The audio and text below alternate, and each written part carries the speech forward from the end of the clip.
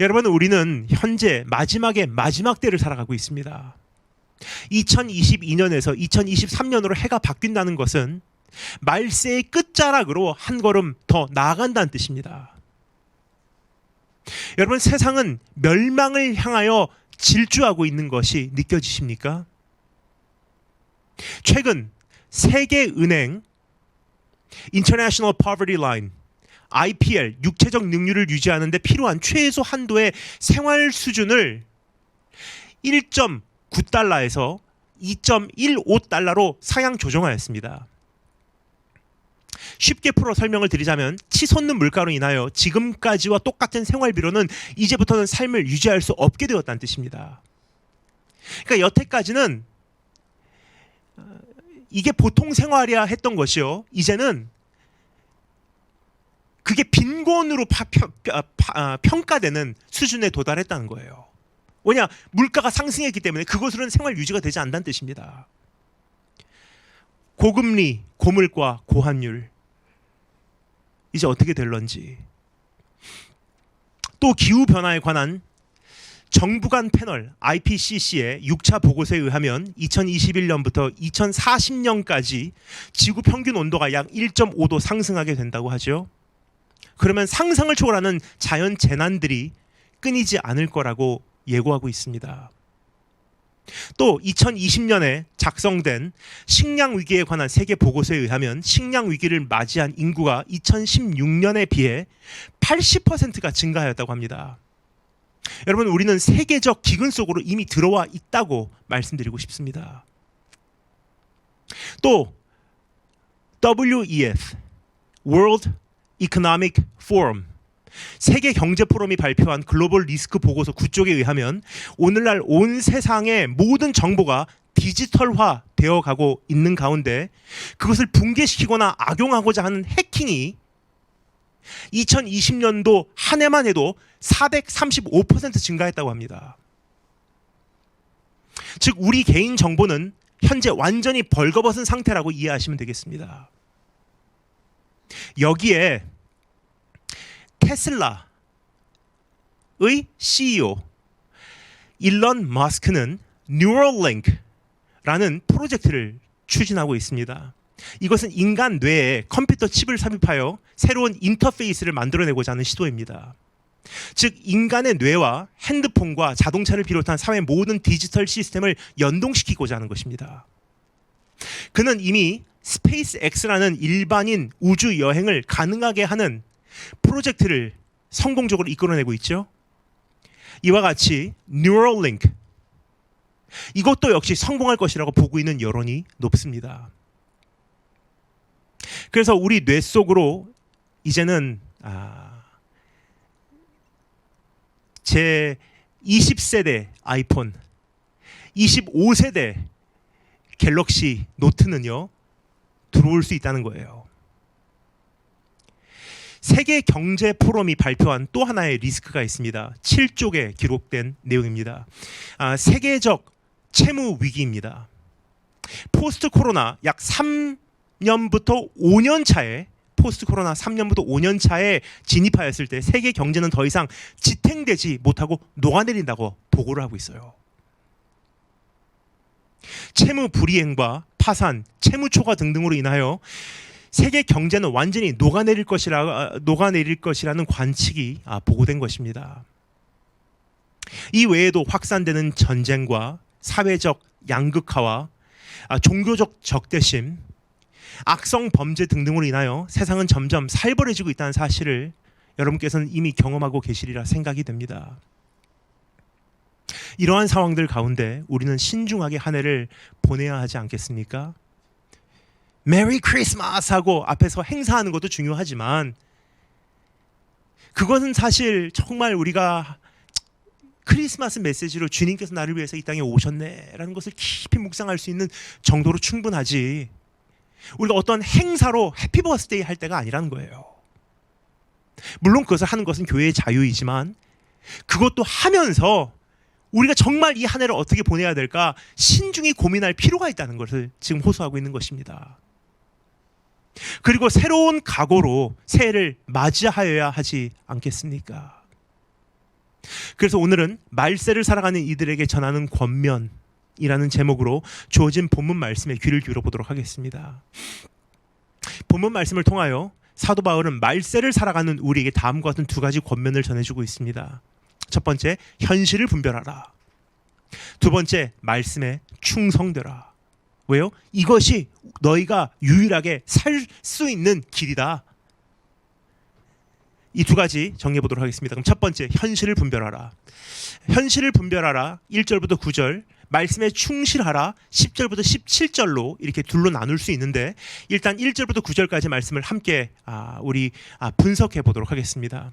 1절에서 5절까지에서 사도 바울은 말세에 나타나는 사회적 현상에 대하여 설명합니다. 여태까지 저는 이 말씀을 자주 읽고 인용하고 생각하고 묵상하고 전해왔습니다. 그러나 저는 이 말씀을 단순한 예언적 의미로 이러한 때가 올 것이다 라는 의미로 이해해 왔습니다. 그런데 오늘 이 설교를 준비하는 과정 가운데 이 말씀을 새로운 눈으로 보게 되었습니다.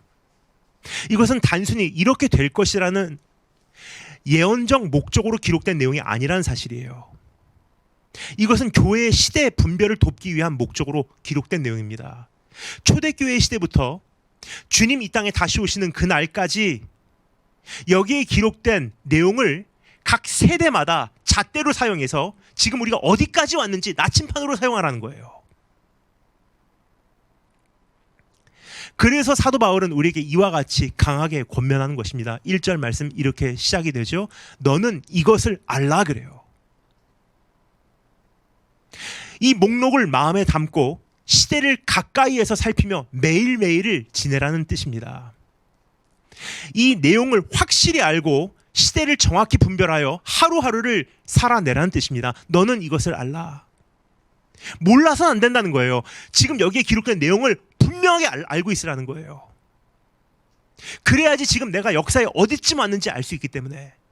그래서 우리가 이 세상에 살고 있는 이 날의 숫자를 계수할 수 있는 지혜를 얻을 수 있기 때문에. 그럼 구체적으로 말세에 대하여 뭐라고 말하는지 들어볼까요? 우선 말세의 가장 두드러지는 한 가지 특징에 대하여 사도 바울은 다음과 같이 말합니다. 1절 이어서 읽겠습니다. 말세에 고통하는 때가 이르러 라고 되어 있어요. 여기서 고통하는 이라는 단어는 원어로 매우 험한, 매우 사나운이라는 의미를 가지고 있습니다. 그러니까 우리가 일반적으로 말세는 고통하는 때가 이르러 그러면 모든 사람들이 고통에 들어가는구나 라고 생각을 하는데 번역이 조금 잘못됐어요. 원어적 의미는 무엇이냐? 말세에는 매우 험한, 매우 사나운 때가 올 것이다. 험한 바다와 사나운 야생 동물을 연상시키는 표현이에요. 정말로 살기 힘든 때가 도래한다는 뜻입니다. 그럼 무엇이 말세를 고통하는 때로 만들어내는 것일까요? 일반적으로 우리는 고통하는 때라고 하면 자연재해나 경제위기와 같은 현상을 떠올립니다. 물론 이러한 것들도 고통의 원인이 될 수는 있겠지만 여기서 사도 바울은 다음과 같은 한 가지에 대하여 구체적으로 경고하기 시작합니다. 자연재해도 아니고 경제위기에 대해서도 이야기하잖아요. 말세에 고통하는 때가 이르르니 하면서 그는 딱 한 가지에만 집중적으로 구체적으로 이야기를 시작합니다. 그는 고통하는 때에 대하여 이야기하며 말세에 사람들에게 일어나는 변화에 대하여 소개하기 시작합니다. 여기서 고통하는 때라고 번역된 이 단어는 신약 성경에 또 한 곳에서 사용되고 있습니다. 마태복음 8장에 보면 예수님께서 가다라 지방에 건너가셨을 때 귀신 들려 무덤 사이에 살고 있는 두 사람을 만나시는 장면이 소개되어 있죠. 마태는 귀신 들린 이 두 사람에 대하여 다음과 같이 설명합니다. 마태복음 8장 28절 읽겠습니다. 여러분께서는 잘 들으시면 감사하겠습니다. 예수께서 건너편 가다라 지방에 가심에 귀신 들린 자 둘이 무덤 사이에서 나와 예수를 만나니 그들은 몹시 사나워 아무도 그 길로 지나갈 수 없을 지경이더라 라고 기록하고 있습니다. 여기서 몹시 사나워라는 표현이 바로 사도 바울이 말세에 대하여 소개하며 동원한 단어예요. 즉 말세에 가장 두드러지는 한 가지 사회적 현실은 사람들이 마치 귀신 들려 사나운 사람들 같이 행동하기 시작한다는 뜻이에요. 말세가 고통하는 때가 되는 주된 이유는 사람들이 매우 뭔가에 홀린 사람들 같이 험해지기 시작한다는 것을 이야기하고 있는 것입니다. 그러한 현상을 보기 시작하면 이제 진짜로 끝이 왔구나 알라는 거예요. 제정신이 아닌 사람들이 너무나 많아진다는 뜻입니다. 정상적인 사고를 하지 못하는 사람들이 너무나 많아진다는 뜻입니다. 이성을 잃고 순간적인 충동으로 행동하는 사람들이 너무나 많아진다는 뜻입니다. 원칙과 질서를 벗어나 본능적이고 야생적으로 살아가는 사람들이 너무나 많아진다는 뜻입니다. 짐승화된다는 뜻이에요. 기본적인 예의를 갖추지 못한 사람들이 너무나 많아진다는 뜻이에요. 도저히 상식으로는 이해가 갈 수 없는 말과 행동을 하는 사람들이 너무나 많아진다는 뜻입니다. 마치 귀신 들린 것과 같이 그 무언가에 홀려 지배를 받고 살아가는 사람들이 너무나 많아진다는 뜻입니다. 말세에는 이러한 때가 이르리니. 그럼 이렇게 묻기만 합니다. 그들이 도대체 어떻게 하길래 그들을 마치 귀신 들려 사나운 사람들로 사도 바울은 묘사하고 있는 것일까? 2절부터 5절까지 해서 사도 바울은 구체적으로 설명해 주고 있습니다. 우리는 시간 관계상 전체를 구체적으로 살펴볼 수는 없지만 이 목록을 이제 읽어 내려가면서 하이라이트 해야 할 부분을 주목해 보도록 하겠습니다. 2절, 사람들이 자기를 사랑하며, 이게 첫 번째예요. 왜 사람들이 사납냐? 자기를 사랑하기 때문에. 여러분, 지금 우리가 살고 있는 이 시대는 이전에 그 어떤 시대보다 자기를 사랑하라고 가르치고 있습니다. 학교에서도 love yourself, 사회에서도 love yourself, self-love, 내 자신을 사랑하는 것이 마치 이 현대인의 어떤 문명의 모습이라고 가르치고 있어요. accept, self-acceptance, 내 자신을 받아들여라, 네 자신을 사랑하라, 네 자신에게 잘해라. 심지어 교회에서도 이것이 하나님의 뜻이라고 가르치고 있습니다. 저는 이런 설교를 들은 적이 있습니다. 하나님께서 내 이웃을 내 몸과 같이 사랑하라고 명령하셨으니 우선 내 자신을 사랑하지 않으면 내 이웃을 사랑할 수 없다. 그러니까 내 자신을 사랑하는 방법을 먼저 배워야 한다라고 가르치는 설교 내용입니다.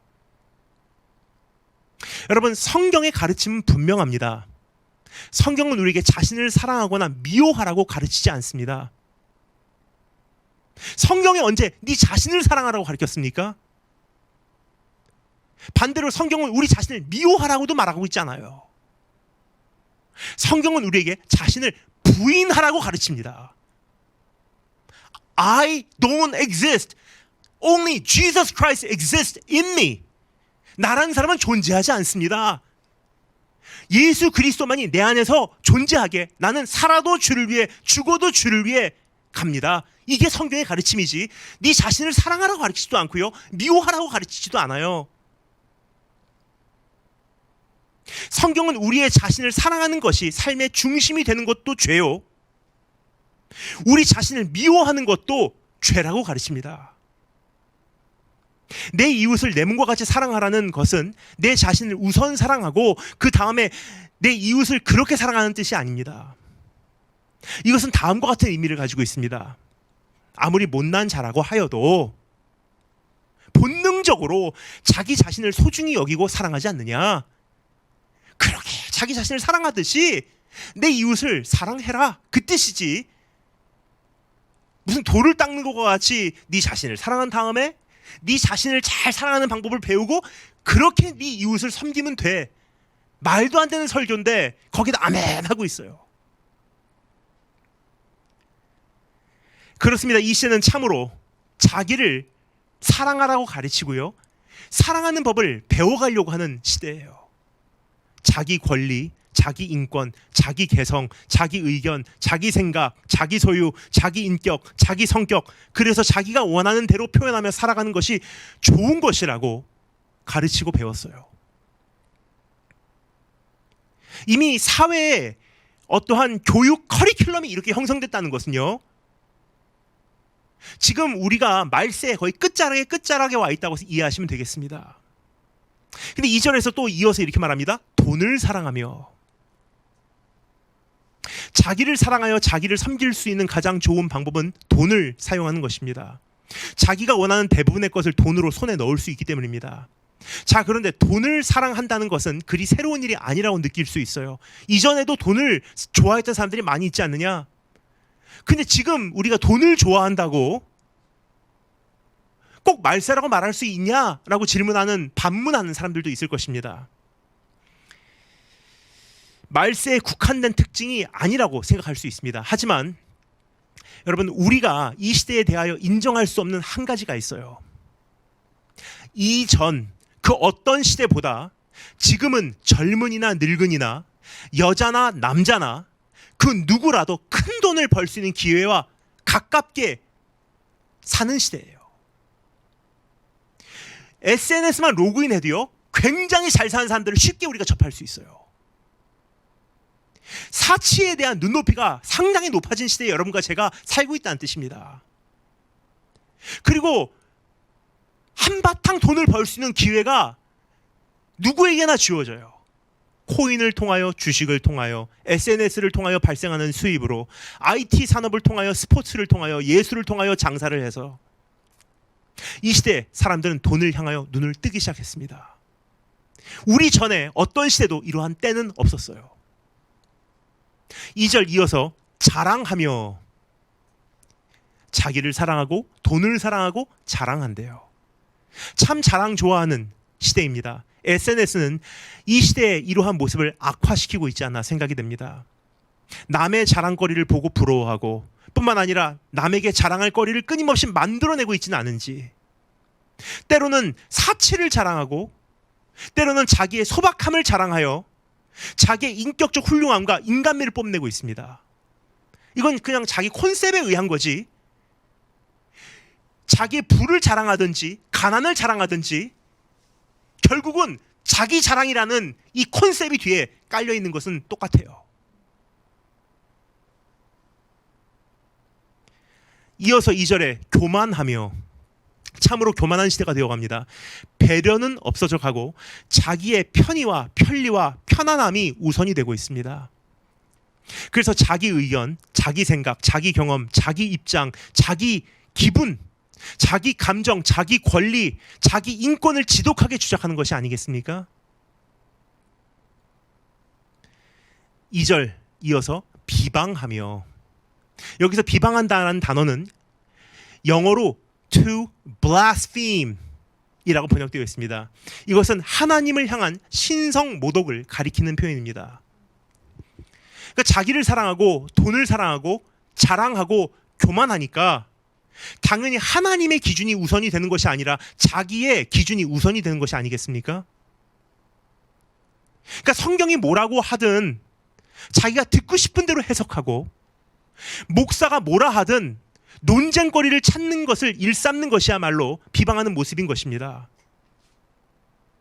이어서 2절, 부모를 거역하며 그래요. 성경에서 부모라는 존재는 모든 권위의 상징이에요. 최소한 우리가 굴복해야 되는 권위를 의미합니다. 그래서 내 부모를 공경하라라는 계명은 눈앞에 보이는 부모도 제대로 모시지 못하는 이가 어찌 눈에 보이지 않는 하나님을 최종적으로 섬길 수가 있겠느냐라는 논리를 펼치고 있는 것입니다. 그러니까 여기서 부모를 거역하며라는 것은요, 부모만을 거역했다는 뜻이 아니에요. 부모조차도 거역하는데 사회에 있는 모든 권위를 어찌 존중하며 살아갈 수가 있겠느냐라는 질문을 던지고 있는 거예요. 그러므로 여기서 부모를 거역한다는 것은 말세에는 사람들이 권위를 업신여기기 시작한다는 것을 우리에게 이야기하고 있는 것입니다. 권위를 인정하지 않는 시대가 된 것 같아요. 지금까지 참 나쁜 시대도 있었어요. 권위를 남용해왔고 지나치게 그것을 강요하는 시대도 있었지만, 그거에 이 추의 법칙으로 반대로 가고 나니까 이제는 권위 자체를 인정을 안 하기 시작했어요. 국가의 지도자도 대수롭지 않게 여기고 공권력도 대항하여 싸우면 된다고 착각하고, 목사의 설교에 대해서도 자기가 이해 못하거나 자기에게 은혜가 안 되거나 자기가 동의할 수 없을 때에는 따질 수 있다는 잘못된, 아주 못된 생각을 가지고 있는 사람들이 있는 것 같습니다. 정말로 사회의 거의 모든 영역에서 그것이 정치가 되었던 종교가 되었던 교육이 되었던 심지어 가정이 되었던 권위가 바닥으로 추락한 것 같습니다. 이어서 2절 감사하지 아니하며 그 어느 시대보다도 많은 것이 주어진 때이긴 하지만 불평과 갈증은 심해진 때라고 이해하시면 되겠습니다. 그래서 자살률도 계속 올라가고 있어요. 이어서 거룩하지 아니하며 2절 경건함이 사라져가고 있습니다. 죄가 난무하고 있습니다. 3절 무정하며 우리말로는 무정하다라고 번역되어 있지만 원어로는 자연적인 사랑이 메말라 버린다. Natural love dries up. 자연적인 사랑이 메말라 버린다라는 표현이 사용되고 있습니다. 이것은 최소한 가정의 사랑을 의미하는 거예요. 가장 기본적으로 인간이 자연적으로 가지고 있는 사랑이 무엇입니까? 가족 사랑이에요. 근데 그것마저도 메말라 버린다고 이야기를 해요. 이전에는 모든 어르신들이 그렇죠? 꼭 우리 할아버지, 할머니, 어머니, 아버지가 아닐지라도 그냥 길거리 나가서 모든 어르신들이요. 아버님, 어머님, 모든 이웃이 형님, 누나, 오빠, 언니, 삼촌, 이모, 형제, 자매였었어요. 모든 노인이 할아버지, 할머니였습니다. 그리고 모든 젊은이들이 마치 내 아들, 내 딸과 같았어요. 그럴 때는 세상이 조금 이게 밖에 이게 나가도 안심이 됐던 것 같아요. 왜냐, 내가 지켜드리지 못해도 길거리 누군가가 우리 어머니를 누군가의 어머님으로 지켜주겠구나. 지나가는 사람마저도 어머님. 근데 이젠 살벌해요. 지금은 이러한 모습이 사회에서 거의 사라져 버렸지 않나 생각이 됩니다. 무정해 가고 있는 것입니다. 자기 가정의 그 가장 자연스러운 사랑마저도 지금 왜곡되고 변질되고 있는데 이웃을 향한 사랑을 할 수가 있는 게 가능하다고 생각하십니까? 3절 원통함을 풀지 아니하며 지금 이 시대의 문제는 무정한 것뿐만 아니라 누군가를 용서하지 않는 게 문제예요.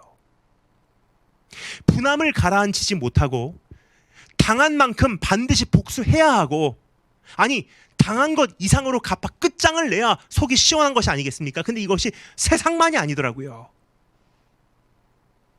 정치 보복만이 아니더라고요.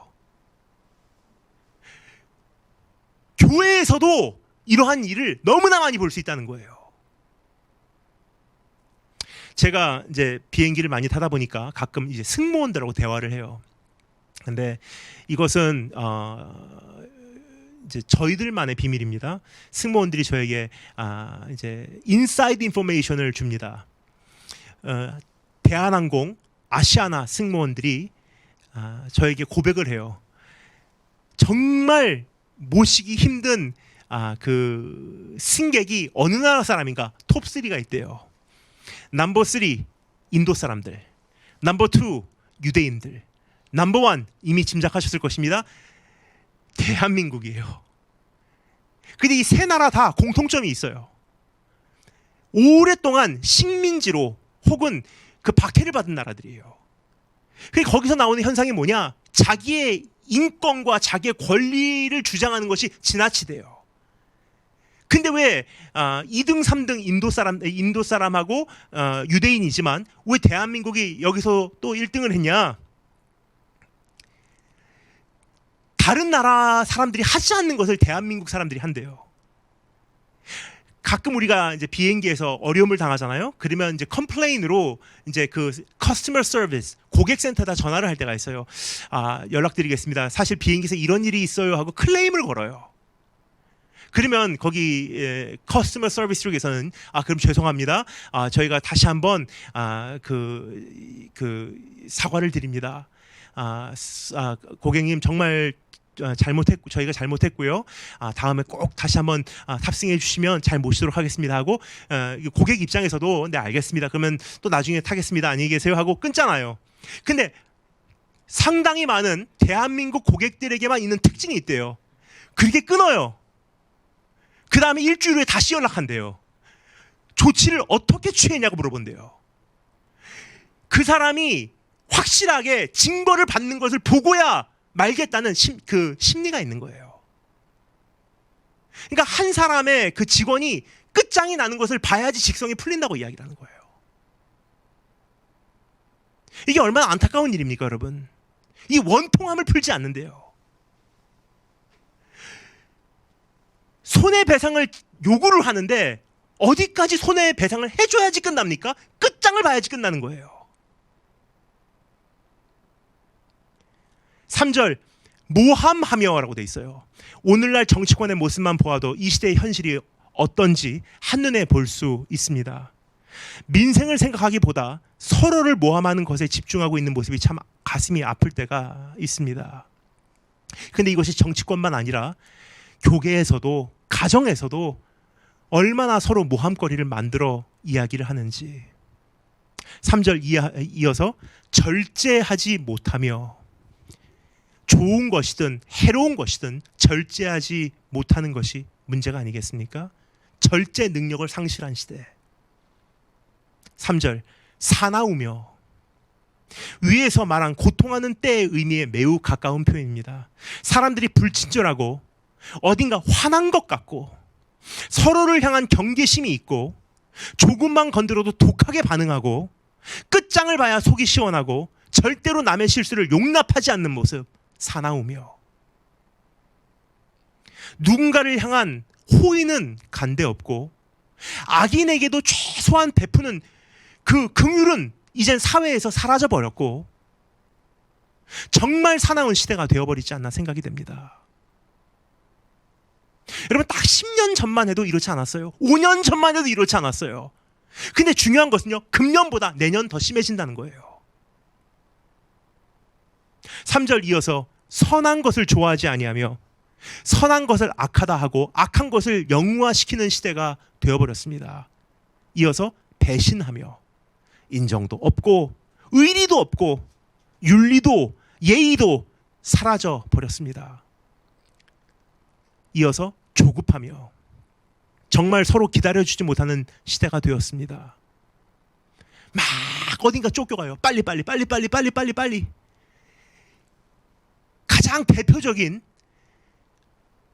피의자가 바로 접니다. 제 자신이 참 내가 어리석구나 하고 후회하고 이 버릇만은 잘 안 고쳐지더라고요. 저는 16년간 얼마나 열심히 온 세상을 다녔냐면 처음에 시작했을 때와 지금하고는 전혀 달라요. 지금은 요령도 생기고 지금은 이 경험이 생기다 보니까 가속이 붙기 시작했어요. 비행기 타러 공항에 가잖아요. 체킹 카운터 표 받자마자 어디가 제일 줄이 짧은지 금방 알아요. 그럼 보안 검색 때 딱 보면은 이미 유모차 끌고 온 사람들 뒤에 서면 안 돼요.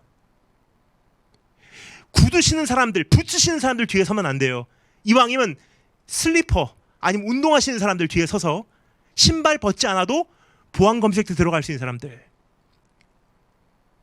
그리고 거기서 중국 사람들 뒤에 서면 안 됩니다. 이거는 제가 인종차별이 아니라 경험상 말씀드리는 거예요. 왜냐? 차를 마시거든요. 그럼 보안 검색대 들어갈 때 한 번 다 걸려요. 그럼 알고 보면 그 안에서 우롱차가 나오기 시작하고요, 보이차가 나오기 시작해요.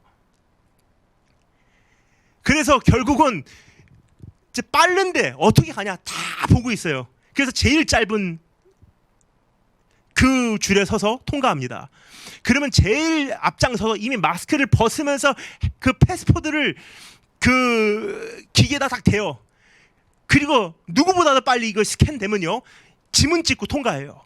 그리고 막 열심히 피해서 제가 게이트까지 갑니다. 그러면 보딩 전 2시간이에요. 그러면 제가 그 앞에 앉았고 2시간 동안 가만히 앉아 있어요. 제 자신이 참 한심할 때가 있어요. 뭐하러 그렇게 급하게 왔나? 어차피 거기 앉아서 2시간 기다려야 되는데. 이게 근데 본능적으로 이 시대의 분위기적으로 조급하더라고요. 고쳐야지 해도 이게 쉽게 고쳐지지가 않는 것 같아요. 이어서 4절 자만하며, 이것은 영어로 haughty, puffed up 이라고 합니다. 부풀어 오른 상태를 가리키는 표현이에요. 자기 분수 이상의 것을 탐내고 자기 형편 이상의 것을 흉내내는 것입니다. 그것을 자랑하고 그것을 뽐내는 것을 의미합니다. 4절, 쾌락을 사랑하기를 하나님 사랑하는 것보다 더하며, 위에서 이미 언급되었습니다. 선한 것을 좋아하지 아니하고, 같은 맥락이에요. 하나님을 두려워하지도 않고 교만하기에 자기가 중심이고 기준이며 하나님을 비방하여 신성 모독을 일삼는 이들이기에 쾌락 사랑하기를 하나님 사랑하는 것보다 더하는 것은 너무나 당연한 것이 아니겠습니까? 5절, 경건의 모양은 있으나 경건의 능력은 부인하니. 그럴듯한 경건의 모습은 갖추었지만 참된 경건은 없다는 뜻입니다. 경험해 본 적도 없는 거예요. 해본 적도 없는 거예요. 종교적 모습은 있지만 실제로 하나님을 사랑하는 이는 적다는 뜻입니다. 교리에는 빠삭하지만 하나님을 실제로 만나고 하나님의 마음을 헤아리는 진정한 지식은 없다는 뜻이에요. 기독교적 언행은 갖고 있지만 기독교적 가치관으로는 살아내지 못하는 이들이 너무나 많다는 뜻입니다. 이런 사람들로 구성된 사회는 매우 험한 환경이 될 수밖에 없습니다. 다 자기를 위하여 전투를 벌이는 전쟁터로 변해버리기 때문입니다. 세상은 무법지대가 되어버리는 거예요. 그럼 우리는 이러한 세상의 풍조 속에서 어떻게 살아가야 하는 것일까? 그러니까 이것이 우리 눈앞에 이제 보이는, 이제 며칠 후면 펼쳐지는 2023년도의 현실이에요. 이것을 토대로 조금 더하다, 아직은 거기까지 안 갔다의 차이일 뿐이지, 이러한 이미 준비가 다 형성이 된 것이 지금 여러분과 제가 발을 딛고 살고 있는 세상입니다. 그러한 구조 속에서 우리는 어떻게 살아갈 수 있을까? 사도 바울은 말합니다. 5절 말씀, 이 같은 자들에게서 네가 돌아서라 그래요. 즉 너는 다르게 살아라. 너는 그 반대로 살아라. 돌아서라. Turn around. 너는 이러한 세상과 대조되는 모습을 취하여라 라고 이야기하고 있는 것입니다. 곧 새롭게 펼쳐지는 2023년에는 우리는 어떠한 모습으로 살아가야 할까요? 사회의 상황은 악화될 것입니다. 그러나 우리는 그 반대의 모습을 취하여야 하는 것입니다. 자기 자신을 사랑하기보다 어떻게 하면 하나님을 더 사랑할 수 있을까 몸부림쳐 고민하는 거예요. 돈을 사랑하기보다 이웃을 섬기기 위하여 수고하는 것입니다. 특별히 금년에는 모두가 힘들다 보니까 특별히 연말에 우리 크리스마스 행사하느라고 바쁘지만 금년에 모금되는 불우이웃을 위한 연탄이라든지 그런 식량이라든지 그런 모금액이요 현저히 줄었대요. 지금이라도 이 겨울을 못 날 분들, 독거 노인들, 소년 소녀 가장들, 그들을 한 번 더 마음에 품으시고 이번 한 해 그냥 넘기지 마시기 바랍니다. 참된 경건은 세상에 물들지 않고 고아와 과부를 돌아보는 삶이래요. 우리가 이 새로운 한 해를 어떻게 맞이하고 이제는 그 안에서 살아내야 할까? 너는 이와 같은 것들에게서 돌아서라 그래요.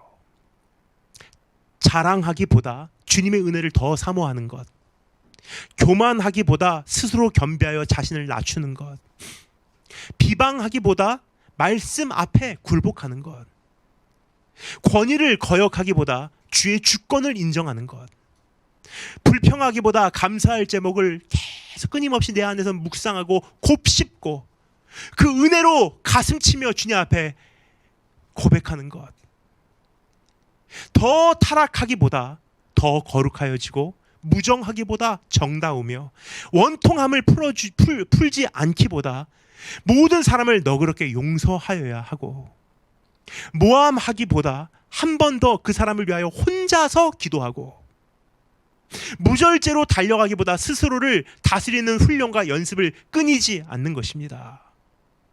그리고 사납기보다 예수님을 닮아가고 악한 것을 선호하기보다 선한 것을 좋아하고, 배신하기보다 끝까지 희생을 감수하고 의리를 지키고, 조급하기보다 한 템포, 두 템포 늦추는 것에 익숙해지며, 자만하기보다 하나님 높이는 것을 즐겨하고, 쾌락을 사랑하기보다 하나님을 사랑하며 참된 경건의 능력을 갈망하는 것.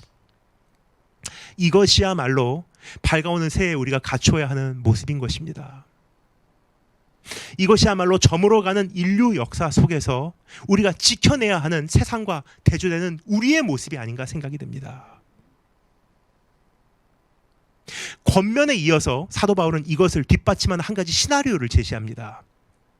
6절부터 7절 읽겠습니다. 그들 중에 남의 집에 가만히 들어가 어리석은 여자를 유인하는 자들이 있으니 그 여자는 죄를 중히 지고 여러 가지 욕심에 끌린 바 되어 항상 배우나 끝내 진리의 지식에 이를 수 없느니라. 하나님을 향한 두려움과 이웃을 향한 사랑은 물론이고, 인간으로의 도덕성도 원칙도 예의도 양심도 없는 이들에 대하여 사도 바울은 일러주고 있는 것입니다. 그러니까 하나님을 두려워하는 것 물론이에요. 두려워하지 않는 것 물론이에요. 이웃을 사랑하지 않는 것, 하나님을 사랑하지 않는 것 물론이에요. 근데 그 이상으로 이젠 도덕성도 없어요. 그러니까 최소한의 인간으로서의 이 죄책감도 없는 거예요. 근데 이러한 사람들을 주의하라고 지금 사도 바울은 이제 구체적인 예를 들어주고 있는 것입니다. 말세에는 이런 이들이 너무나 많아진다고 이야기를 하고 있습니다. 그들은 점점 뻔뻔해져서 그들의 범죄는 자신의 개인 영역과 사회의 공공 범위를 넘어 이웃의 개인 공간까지 아무렇지도 않게 침입하게, 침범하게 되어 있다고 이야기를 하는 거예요. 내 이웃의 집에 어리석은 여자를 꼬시러 들어간다, 유인하러 들어간다. 영역을 넘어가지 않습니까? 자기 개인 범위에서 죄를 짓는 사람들이 아니에요. 어떤 공개 석상에서 이야기하는 사람도 아닙니다. 이제는 어떠한 경계선이 없어져 버렸어요. 내가 여기까지는 하되 이 이상은 하지 않겠다는 원칙도 없어졌습니다. 왜요? 자기를 사랑하기 때문에. 이들의 주특기에 대해서 사도 바울은 다음과 같이 말합니다. 유인하는 자들이래요. 유인하는 자들. 이들은 사람을 미혹합니다. 죄를 저지르도록 유혹합니다. 잘못된 방향으로 안내합니다. 여기서 말하는 것과 같이 남의 집에 가만히 스며들어가 연약한 자를 유인할 정도라면 이들이 넘지 못하는 경계선은 존재하지 않는다는 것을 아시기 바랍니다. 따라서 공식 석상에서 전파되는 설교를 통해서도 잘못된 길로 안내받을 수 있다는 위험성을 절대 잊지 마시기 바라고요. 매스미디어를 통해서 폭포수같이 쏟아져 나오는 잘못된 정보를 여러분 다 믿지 말고 이젠 주의하셔야 돼요. 왜요? 이젠 경계선이 없어졌어요. 어디까지는 가고 어느 선부터는 내가 정말 이제는 안전지역이 있다는 그 안전지대라는 것이 이 시대는 없어져 버렸기 때문이에요. 그럼 안전지대는 어디냐? 깨어있는 자가 안전지대예요. 분별력 있는 자가 안전지대에 선 거예요. 가면 갈수록 세상은 정보와 지식에는 유식해지나 참된 지혜부터는 멀어지게 된다고 합니다. 일반 지식도 더 많아지고 성경에 대한 신학적 연구는 진전되고 일반 성도도 신학적 논리에 더 유식해지고 인터넷을 통해서는 거의 모든 정보를 찾아볼 수 있습니다. 그러나 우리의 상황이 더 나아지고 있는지 한번 돌아보시면 좋을 것 같아요.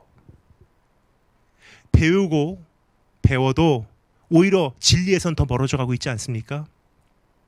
연구하고 연구하여도 오히려 해결책은 더 막막해지고 있지 않습니까? 우리는 성경에 대하여 참 많이 아는 것 같은데 우리 할아버지 할머니 그리고 아버지 어머니의 신앙에 비하면 사실 더 신앙에서 멀어지는 느낌이 들어요. 우리는 자신을 문명인으로 스스로 평가하지만 오히려 세상은 그 어떤 때보다 짐승화되어 가고 있는 것이 여러분 보이시는지요? 여러분 잘못된 길로 미혹하는 자들과 미혹받는 자들 이제 너무나 많아졌어요. 미혹하는 자들도 잘못되고 그것은 미혹받는 자들도 책임이 있는 거예요. 근데 그들의 운명이 어떻게 되는지 한번 읽어보겠습니다. 8절 9절 말씀 8절 9절 제가 읽겠습니다. 얀네와 얀브레가 모세를 대적한 것 같이 그들도 진리를 대적하니 이 사람들은 그 마음이 부패한 자요 믿음에 관하여는 버림받은 자들이라. 그러나 그들이 더 나아가지 못할 것은 저 두 사람이 된 것 같이 그들의 어리석음이 드러날 것임이라. 여기서 소개되고 있는 얀네와 얀브레는 이름이 생소하신 분들도 계실 것입니다. 야네스 앤 얀브레. 이들은 출애굽기 7장에서 소개되어지고 있는 애굽의 요술사들이에요. 그래서 모세를 대적했다고 이야기를 하죠. 이들은 모세에 대항하여 모세가 행사하는 여러 가지 이적을 흉내냈던 사건, 여러분 기억하십니까? 모세가 아론에게 명하여 그 지팡이를 들어서 바로 앞에 던지니 그것이 뱀이 되었죠. 그 얀네와 얀브레도 그의 지팡이를 던져서 뱀이 되게 하였어요. 똑같이 복제를 하는 거예요. 그러니까 사람들 입장에서 볼 때는 뭐가 진리인지, 뭐가 진짜인지, 뭐가 가짜인지, 뭐가 모조품인지 분별이 안 가는 거예요. 왜요? 결과물, 뱀을 보니까. 또 모세는 나일 강물을 비롯하여 애굽 땅에 있는 모든 물이 피가 되게 하였습니다. 얀네와 얀브레도 똑같이 하였어요. 또 모세는 개구리가 떼를 이루어 애굽에 올라오게 하였습니다. 얀네와 얀브레도 똑같이 했어요. 또 모세는 애굽의 모든 티끌이 이가 되게 하였습니다. 이번에도 얀네와 얀브레도 똑같이 했어요. 얀네와 얀브레가 이와 같은 기적을 일으킬 때마다 참 기가 막힌 결과가 기록이 돼 있어요. 물론 표현들은 이 각 그 기적마다 다를 수 있지만 거의 이러한 맥락으로 기록이 돼 있습니다. 요술사들도 자기 요술로 그리하여 바로의 마음이 완악해졌대요. 하나님의 능력과 음성과 은혜를 향하여 무디게 되어갔다는 뜻이에요. 이것이 미혹하는 영의 최종적인 결과예요. 말씀에 갈급한 사람들도요, 처음에는 그렇게 신앙생활을 했다가 어느 날 하나님의 역사와 비슷하게 생긴 어떤 기적과 이적의 그 모조품을 보니까 헷갈리기 시작하는 거예요. 근데 그 결과가 뭐냐? 이제는 말씀을 향해서 마음이 강팍해지기 시작해요. 이제는 말씀만 들어도 은혜를 받았다고 펑펑 울고 하나님 앞에 나갔던 사람들이요, 어떤 은사 집회 한번 갔다 오니까 말씀 들을 수 있는 귀가 없어진다는 거예요. 저는 지난 16년 동안 사역을 하면서 가장 힘든 때가 지금이라고 생각해요. 왜냐? 너무나 많은 은사와 너무나 많은 잘못된 가짜들이 지금 판을 치고 있기 때문이에요. 그럼 거기 가서 진짜로 예수님 만나면 좋습니다. 근데 문제는요, 지속적이냐라는 질문을 드리고 싶어요. 거기 갔다 와서 지속적으로 성장하냐, 지속적으로 죄가 해결됐냐, 지속적으로 치유받았냐, 하나님 앞에 지속적으로 예배드리냐, 정말로 지속적으로 하나님 앞에 성장해서 성화돼 가냐? 아니잖아요. 근데 한 번 예언 경험하고 한 번 은사 경험하고 은혜 받았습니다. So what? 근데 말씀은 달라요. 말씀은 무엇입니까? 지속적으로 성장시켜요. 이게 다른 거예요.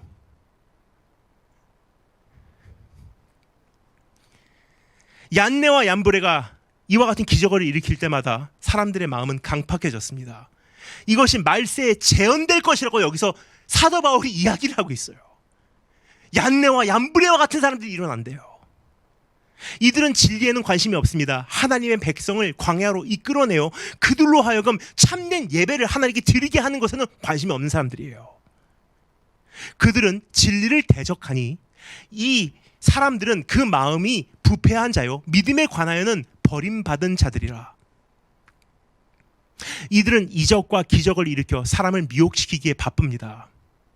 이들도 이적과 기적을 행사합니다. 그렇죠? 모세도 기적을 일으켰어요. 근데 얀네와 얀브레도 똑같은 기적을 일으켜요. 병든 자 일으킬 수 있어요. 막이 쫓겨나는 것 같이 보일 수 있어요. 그러나 이들의 이적과 기적은 하나님께로 말미암은 것은 아니라는 거예요. 그러므로 그 이들의 이적과 기적에 현혹된 사람들은 가면 갈수록 마음이 완악해지고 더 완악해지고 말씀을 향한 귀가 닫혀가고 뭔가 새로운 거, 자극적인 거, 뭔가 화려한 것을 찾아 헤매기 시작합니다. 그때부터 어떻게 돼요? 백성의 마음이 완악해서 예배의 자리로 나오는 것이 아니라 점점 희한한 길로 빠지기 시작해요. 하지만 성경은 말합니다. 뭐라고 말하죠? 그러나 그들이 더 나아가지 못할 것은, 그러니까 그들에게도 한계가 있다는 뜻이에요. 어느 선에서 하나님께서 enough, 그만하라는 거예요. 그들이 더 나아가지 못할 것은 저 두 사람이 된 것과 같이 그들의 어리석음이 드러날 것임이라 그래요. 구체적으로 무슨 뜻이냐? 그들의 행위와 행보와 사역에는 한계가 있다는 뜻입니다. 자신의 백성을 미혹하도록 하나님께서 언제까지나 보고 계시지 않으시겠다는 뜻입니다. 결국 어떻게 되었습니까? 얀네와 얀브레의 경우 네 번째 재앙까지는 이적과 기적을 복제할 수 있었으나 다섯 번째부터 10번째 이르기까지는요, 그들이 손을 쓰지를 못했어요. 오히려 여섯 번째 재앙, 악성 종기가 온 애굽을 덮였을 때 그들도 감염되어서 바로 앞에 서지 못했다고 성경 기록하고 있어요. 한계가 있는 거예요, 그것은. 여러분, 시대가 참 어지럽습니다. 유튜브만 켜도요, 별의별 이야기가 다 나오고요, 별의별 설교가 다 나오고요, 별의별 사역이 다 나오고요, 이건가 하면 저거고 저건가 하면 이거고 굉장히 헷갈려요. 근데 그것으로 인해서 내가 열매를 맺어가고 열매를 맺어보면 좋은데 참 희한해요. 나쁜 열매가 맺혀지고 있어요. 사람들은 마음이 강팍해지고 말씀에는 귀가 닫혀가고 흥분이 된 상태예요. 공격성이 발휘되고 독해지고 사나워지고 자기 중심적으로 내 기도 제목, 내 응답, 내 축복, 미 정말로 짐승화되어 사납게 변해가는 것 같습니다. 심하게 요동치는 파도와 같이 우리를 지금 참 이 고통의 때가 덮치고 있는 것 같습니다. 또 우리를 유인하고 미혹하고자 하는 달콤한 소리와 잘못된 행위와 하나님의 능력을 흉내내는 이적과 기적은 항상 우리 가운데, 우리 가까운 곳에 도사리고 있다고 생각합니다. 그래서 교회와 성도의 마음은 가면 갈수록 더 완악해지고 있는 것입니다. 하지만 오늘 이 말씀이 우리에게 권면하고 있는 음성 들으시기 바랍니다. 이러한 자들에게서 네가 돌아서라. 그럼 어떻게 하여야 우리는 이들과 다른 모습으로 살아갈 수 있는 것일까? 어떻게 하여야 우리는 이들에게서 돌아설 수 있는 것일까? 두 번째로 살펴보겠습니다. 말씀에 충성되라. 말씀에 충성되라. 우리말로는 번역되어 있지 않은 접촉사가 여기 사용되고 있습니다. 우리말로는 나의 교훈과 행실과 하며 10절이 시작이 되죠. 그러나 영어 성경은 원어를 정확하게 전달해주고 있습니다. But you. 정리합니다. 1절부터 9절까지 세상에 고통하는 때가 이를 것이다. 말세에는 이렇게 될 것이다. 너는 이것을 알라. 이것이 있으면 너는 돌아서라. 그런데 10절에 와서 그러나 너는 확 바뀌어요. But you, 그러나 너는 이렇게 살아라. 여러분, 이 단어가 우리 안에 항상 있어야 합니다. 이 접촉사가 우리의 운명에, 이 접촉사에 우리 운명이 달렸다는 뜻이에요. 세상은 이렇게 바뀔 것이다. 그러나 나는 어떻게 살 것인가? 회사의 환경이 이렇게 조성될 것이다. 그러나 나는 그 가운데서 어떻게 살아갈 것인가?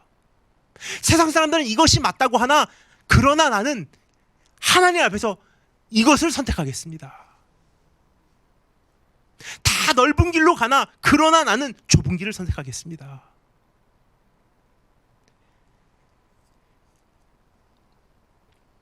세상은 이렇게 변할 것이다. 그러나 너는 다르게 살아라. 너는 하나님의 사람이다. 성별된 족속이다. 왕같은 제사장이다. 거룩한 나라다. 그의 소유된 백성이다. 이는 너희를 어두운 데서 불러내어 그의 기이한 빛에 들어가게 하신 이의 아름다운 덕을 선포하게 하려 하심이라 라는 도전이 함축되어 있는 거예요. 그러나 너는, 그렇습니다. 그러나 라는 단어는 분명한 경계선을 제시하고 있는 것입니다. 말세의 영의 지배를 받는 사나운 세상과 하나님의 영에게 인침을 받은 성도들 사이에 존재하는 분명한 경계선이에요. 어느 쪽에 서겠느냐라고 묻고 있는 거예요, 지금. 많은 분들이 짐승의 표에 대하여 관심이 있는 것 같습니다. 그래서 베리칩이냐 포테토 칩이냐 뭐 무슨 칩이냐 이렇게 이야기를 하시는데,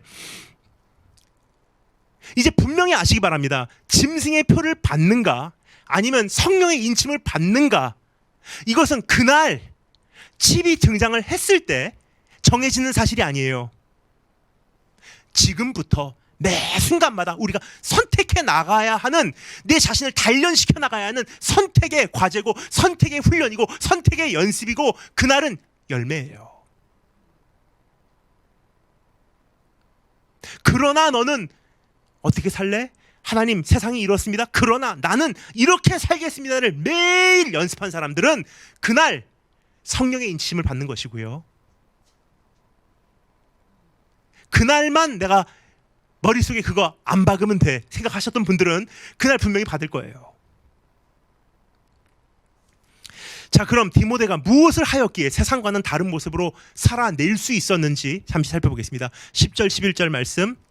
나의 교훈과 행실과 의향과 믿음과 오래 참음과 사랑과 인내와 박해를 받음과 고난과 또한 안디옥과 이고니온과 루스라에서 당한 일과 어떠한 박해를 받은 것을 네가 과연 보고 알았거니와 주께서 이 모든 것 가운데서 나를 건지신 것도 네가 보았지 않느냐 물어보고 있는 거예요.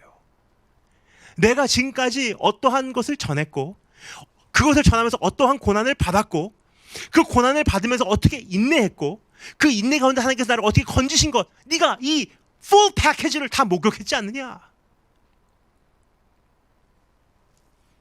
한마디로 디모데는 사도 바울의 삶을 가까이에서 지켜보았다는 뜻입니다.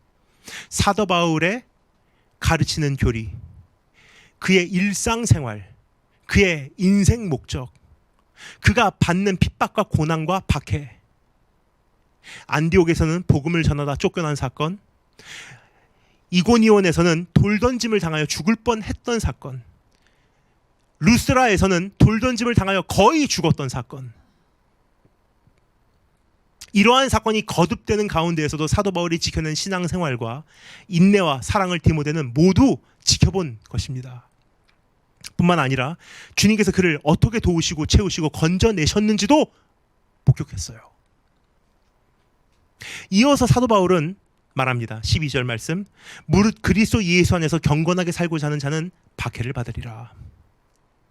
즉 사나워져가는 말세의 세상에서 그러나 너는 이라는 접속사를 마음에 새기고 거기에 합당하게 살아내고자 하는 삶은 만만치 않을 것이라는 현실을 각오하라는 뜻이에요. 우리가 이미 살펴봤죠. 세상이 이렇게 바뀌어가고 있어요. 그러나 너는 어떻게 살래?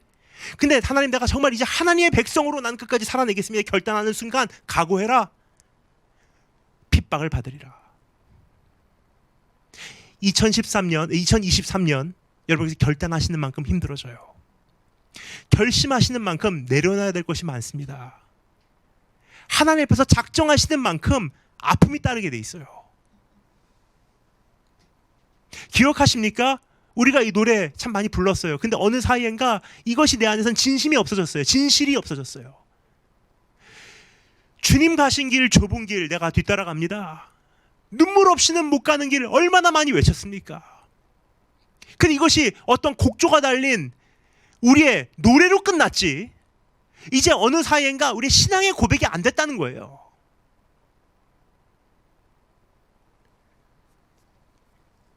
소천하신 그 신성균 선교사님께 저에게 하셨던 말씀이 기억이 납니다. 아주 어렸을 때 저에게 하셨던 말씀, 제가 중학교 1학년이었어요. 십자가는 목에 매면 돌아설 수 있어. 귀에 달아도 십자가는 돌아설 수 있어. 근데 십자가, 주님 지신 십자가 우리 등에 짊어지면 뒤 돌아보고 싶어도 돌아설 수가 없어. 근데 그 길은 좁은 길이고 눈물의 길이야. 근데 어느 사이엔가 이게 길이 넓어지는 것 같아요. 그게 당연하게 느껴지더라고요. 근데 오늘 다시 한번 주님 앞에서 결단하기를 원하는 것. 주님 오실 날 멀지 않았는데 나는 어떻게 살아야 할까?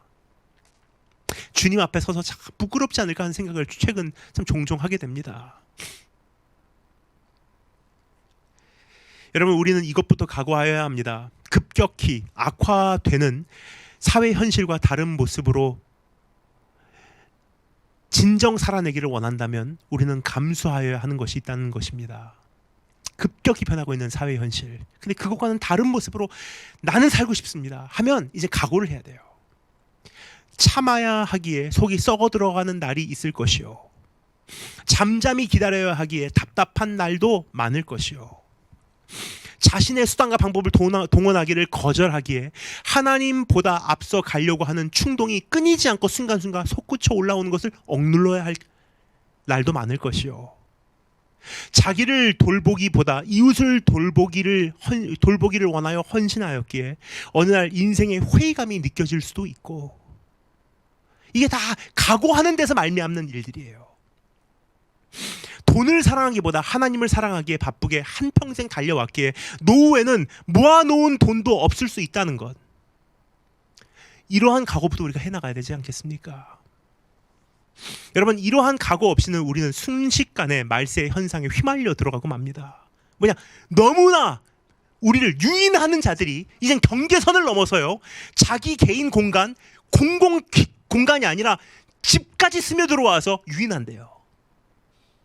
혹하면 넘어가는 거야. 이제는 이적과 기적, 야네스와 얀브레 같은 사람이 똑같은 기적으로 달콤한 말로 그리스도가 여기 있다 하면서 오기 때문에 혹하면 넘어가는 거예요. 이제는 웬만한 사람들은 다 넘어간다는 거예요. 이제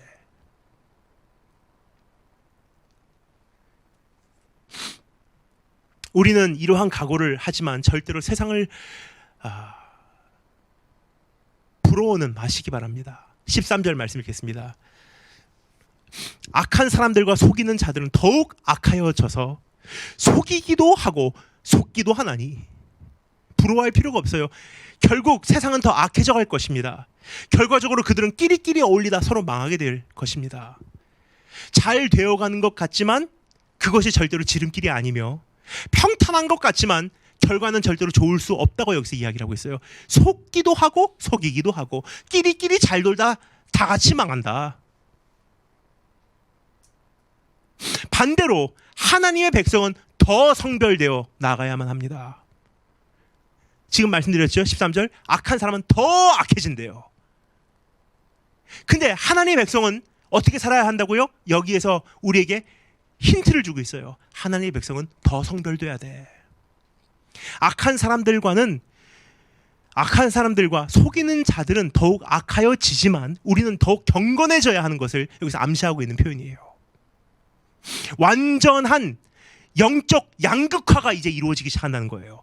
점점 악해져가고 점점 경건해져 가고 더 성별되어 가고, 그 성별되는 그 과정 가운데 하나님의 비수가 꼽히게 되고 하나님의 철이 갈게 될 때 더 아파하고 더 신음하고 더 떨어져 나가고 껍질을 더 벗어버리기 때문에 급속도로 성별되지만 이제는 너무나 급속도로 성별되게 우리 삶 속에 막 불꽃이 튀기 시작한다는 뜻이에요. 그러면 우리는 어떻게 더욱 경건해질 수 있을까? 14절 15절, 그러나 너는 배우고 확신한 일에 거하라. 너는 네가 누구에게 배운 것을 알며 또 어려서부터 성경을 알았나니 성경은 능히 너로 하여금 그리스도 예수 안에 있는 믿음으로 말미암아 구원에 이르는 지혜가 있게 하느니라. 그럼 어떻게 우리가 하나님 앞에서 더 경건해지고 이 과정을 잘 견딜 수 있을까? 세상과 다른 모습으로 어떻게 하면 살아갈 수 있을까? 여기서 사도 바울이 강조하고자 하는 키 프레이즈가 등장합니다. 그러나 너는 거하라. 사도 바울은 다시 반복하여 강조한 것입니다. 세상은 이렇게 악하게 변하겠지만 그러나 너는 다르게 살아라. 어떻게 다르게 살라고요? 네가 배우고 확신한 일에 continue to abide, 지속적으로 거하라, 지속적으로 그 안에서 성장하라 라고 권면하고 있는 거예요. 네가 배우고 확신한 일이 뭐라고요? 성경이에요. 진리를 배우고 깨닫고 묵상하고 생각하고 연구하고 적용하고 사랑하고 그것을 삶에서 살아내는 것을 쉬지 말라는 뜻입니다. 어려서부터 배운 성경에 끝까지 충성되라는 응원의 메시지인 것입니다. 네가 어려서부터 성경을 배우지 않았느냐? 진리의 말씀이야. 그건 흔들리지 않는, 변하지 않는 하나님의 음성이야. 거기에 끝까지 충성을 맹세하고 네 믿음을 지켜내라. 그리고 그 안에서 지속적으로 성장해라. 넘어져도 다시 일어나라는 뜻이에요. 진리의 말씀에 충실하라는 뜻입니다. 생명을 걸고 말씀을 품으라는 뜻입니다. 삶의 전체를 걸고 하나님의 말씀을 행하라는 뜻이에요. 여러분, 성경만이 우리로 하여금 구원에 이르는 지혜를 가져다 줄 수 있습니다. 성경은 능히 너로 하여금 그리스도 예수 안에 있는 믿음으로 말미암아 구원에 이르는 지혜가 있게 하느니라 그래요. 세상은 다른 가르침, 다른 기술과 다른 과학과 다른 의학으로 삶을 더 풍요롭게 좋게 만들 수 있다고 착각하고 그것을 우리에게 약속을 해요. 그러니까 이 기준이 없는 사람은 거기 혹하고 넘어가는 거예요. 이 대형 사기극에 속아 넘어간다는 뜻이에요. 그것이 유토피아를 건설할 수 있다고 오해를 하고 있어요. 뭐 이게 학식이 극치에 이르면 세상에 잘 살게 될 거라고 오해를 하고 있어요. 근데 여기까지 발달했는데 더 잘 삽니까? 아니에요. 하나를 해결했는데 10가지 문제가 지금 부작용으로 발생되고 있어요. 이게 지금 인류의 역사의 문제예요. 하나가 해결됐다고 생각하는데 하나 해결될 때마다 10개, 100개의 문제가 새롭게 생기는 거예요. 왜요? 처음부터 문제는 지식이 문제가 아니라 죄가 문제였기 때문이에요. 죄를 해결하지 않는 한 세상은 좋아질 수가 없는 거예요. 근데 끊임없이 우리를 미혹한다는 것은 무엇입니까? 치유받으면 행복해져. 이것을 하면 행복해져. 이거 하면 성공해. 이거 하면 인생 문제 해결. 기준이 없으니까 혹하고 넘어가고 좌로 우로 지금 치우치고 있습니다. 그러나 우리를 진정 행복하게 하는 지혜는 세상에는 없다는 사실을 아시기 바랍니다. 성경에만 있어요. 그리고 이 성경은 우리의 믿음으로 읽고 그것을 믿음으로 받아들일 때 우리 안에서 열매를 맺게 되는 것입니다. 말세는 끊임없이 여러 방법론과 프로그램과 이적과 기적과 신비한 은사가 사람들의 신앙생활에 도움이 될 수 있다라고 충분히 착각할 수 있는 여지를 우리에게 계속 전해주고 있어요. 그러나 그렇게 유인하는 이끌림을 단호히 거절하시기 바랍니다. 오직 성경만이 우리에게 구원에 이르는 지혜를 가져다 줄 수 있음을 반드시 기억하기 바랍니다. 왜냐하면 성경은 하나님의 감동으로 쓰여진 책이기 때문이에요. 16절 17절 마지막으로 읽겠습니다. 모든 성경은 하나님의 감동으로 된 것으로 교훈과 책망과 바르게 함과 의로 교육하기에 유익하니 이는 하나님의 사람으로 온전하게 하여 모든 선한 일을 행할 수 있는 능력을 갖추게 하려 함이라. 성경 안에 모든 선한 일을 할 수 있는 답이 담겨져 있대요. 능력이 있다는 거예요. 성경은 우리의 본성과 근성과 성격과 한계와 연약함을 잘 아시는 하나님의 감동으로 쓰여졌어요. 창조주의 감동으로, 나의 메이커의 감동으로 성경이 쓰여진 거예요. 내 근성도 다 파악하고 계신 그분이 쓰신 거예요. 그래서 정확하게 교육할 수 있는 능력이 성경 안에 있는 거예요. 히브리서 4장 12절에서는 하나님의 말씀은 우리의 혼과 영과 및 관절과 골수를 찔러 쪼개기까지 하며 우리의 마음, 동기, 생각과 뜻까지 완전히 헤아린다고 합니다. 근성까지 다 아시는 하나님이세요. 그러니까 누가 우리하고 대화를 할 때 나에 대해서 완전히 파악하고 있는 사람이 나에게 바른 메시지를 전해줄 수 있다고 생각하십니까? 나에 대해서 잘 모르는 사람이 나에게 바른 메시지를 전해줄 수 있다고 생각하십니까? 당연히 나에 대해서 완전히 파악하고 있는 사람이 나에게 정확한 길을 제시해 줄 수 있듯이 성경만이 그 길이라는 거예요. 오직 성경만이 우리로 하여금 온전하게 되어 모든 선한 일을 행할 수 있는 능력을 갖추게 할 수 있는 것입니다. 그래서 이어서 사도 바울은 말합니다. 네가 누구에게서 이 진리를 전달받았는 줄 기억하지 않느냐. 그러니까 다른 사람이 와서 잡된 말 해도 듣지 말아라. 그 가르침, 그 사역의 형태, 그 본질의 중요성에 대해서 너는 나를 통해서 다 보고 듣고 지금까지 지켜보았지 않느냐. 거기서 이탈하지 말아라. 저는 이번에 베트남, 캄보디아, 국경선까지 갔다 돌아왔어요.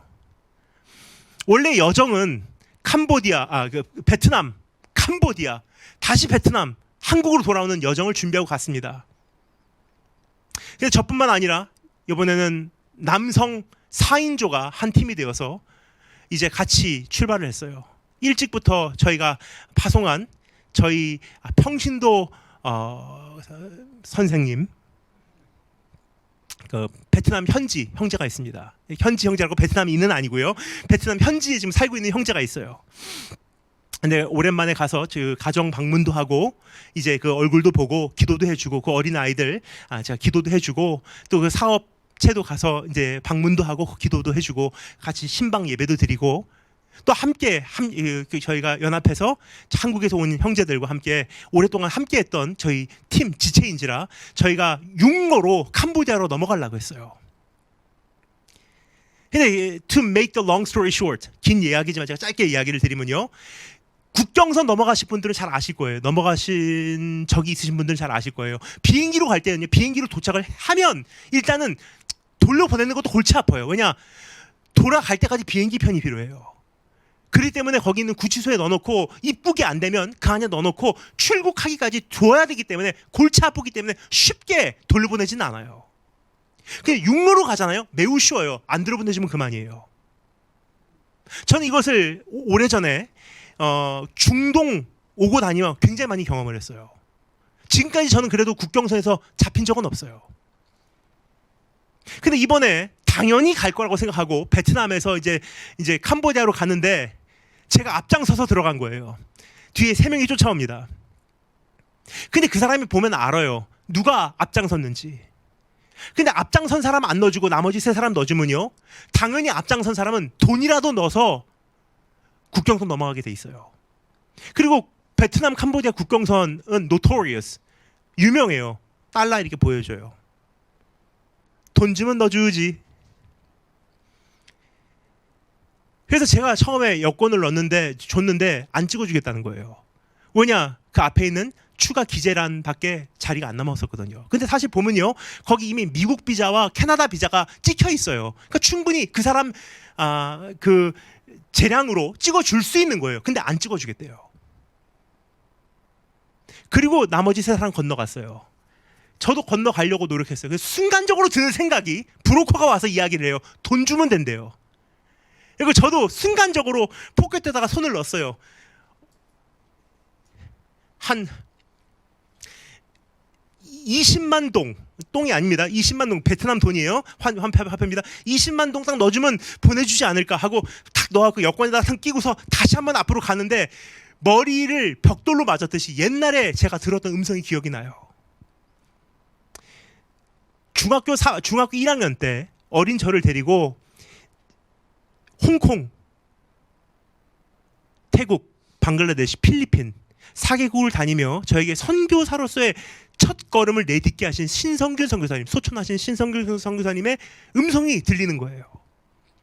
그 당시 저에게는 해당 상황이 없었기 때문에 그냥 듣고 지나가는데 설마 그게 제 안에 잠재되어 있다가 그런 순간 그게 다시 생각나리라고 저도 생각을 못했어요.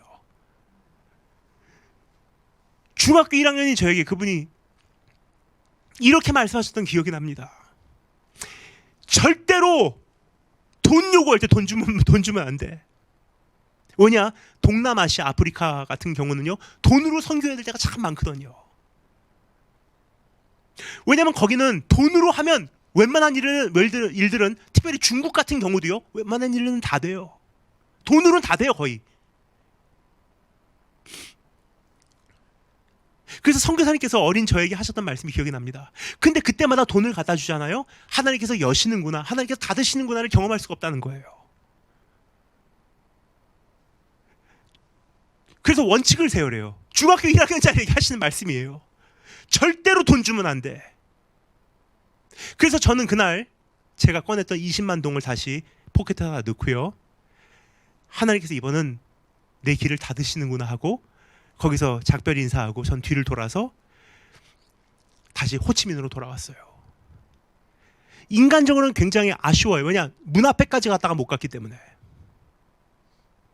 근데 얼마나 감사한지 모르겠어요. 네가 누구에게서 이 진리를 전달받았는 줄 기억하지 않느냐. 그 가르침, 그분께서 어떻게 사역을 하셨는지 그 형태, 사역의 the pattern of ministry, 그 본질의 중요성, 그것을 다 지켜본 거예요. 아, 돈으로 하지 않는구나. 돈으로 해서 될 것 같으면 하나님께서 이 사람을 나에게 붙이셨다, 이 길을 여시고 계시는구나, 검증할 수 있는 자료가 없는 거예요.